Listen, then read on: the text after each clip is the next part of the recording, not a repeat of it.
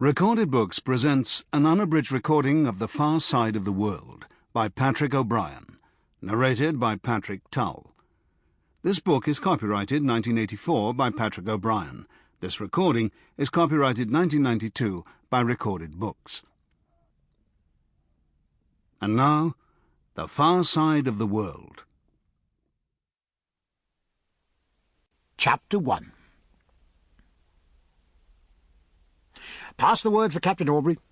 Pass the word for Captain Aubrey," cried a sequence of voices, at first dim and muffled far aft on the flagship's main deck, then growing louder and more distinct as the call wafted up to the quarter-deck, and so along the gangway to the forecastle, where Captain Aubrey stood by the starboard 32-pounder carronade, contemplating the Emperor of Morocco's purple galley as it lay off Jumper's Bastion, with the vast grey and tawny rock of Gibraltar soaring behind it, while Mr. Blake, once a puny member of his midshipman's berth, but now a tall, stout lieutenant, almost as massive as his former captain, explained the new carriage he'd invented, a carriage that should enable carronades to fire twice as fast, with no fear of oversetting, twice as far, and with perfect accuracy, thus virtually putting an end to war.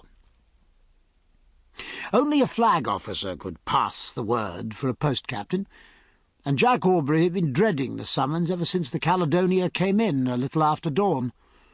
Within minutes of receiving it, he would have to tell the Commander-in-Chief how it came about that his orders had not been obeyed.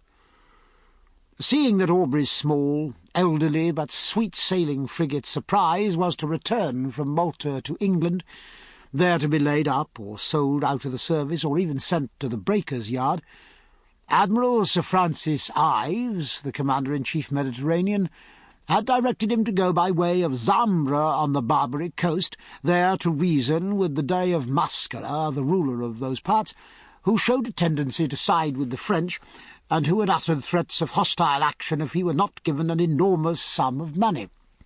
If the Dey proved stubborn, Aubrey was to embark the British consul, and to tell His Highness that the instant any of these threats were carried into action, all ships bearing the Mascarene flag should be seized, burnt, sunk, or otherwise destroyed, and the Dey's ports blocked up.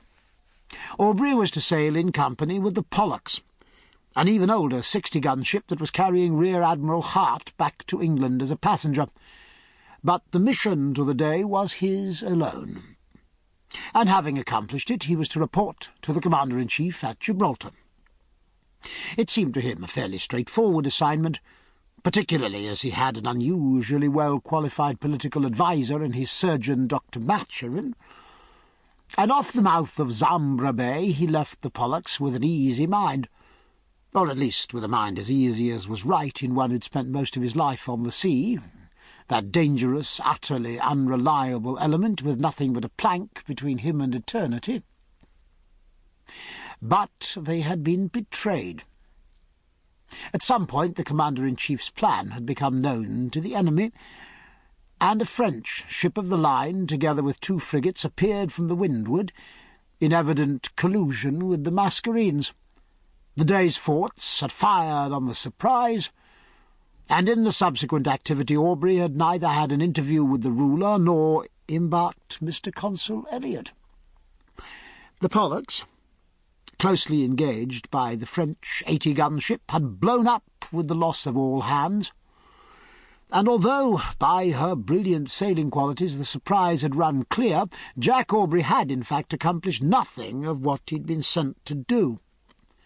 To be sure, he could represent that in the course of the manoeuvres he had wrecked a heavy French frigate by luring her over a reef, and that the Pollux had so mauled her adversary in the fight and had so shattered her in blowing up that there was little likelihood of her ever regaining Toulon. But he had nothing tangible to show, and although he was satisfied in his own mind that materially the Royal Navy had gained rather than lost by the encounter, he was by no means sure that the Commander-in-Chief would see it in the same light. And he was all the more uneasy since adverse winds had delayed his run from Zambra Bay to Gibraltar, where he'd expected to find the Commander-in-Chief. Sample complete. Ready to continue?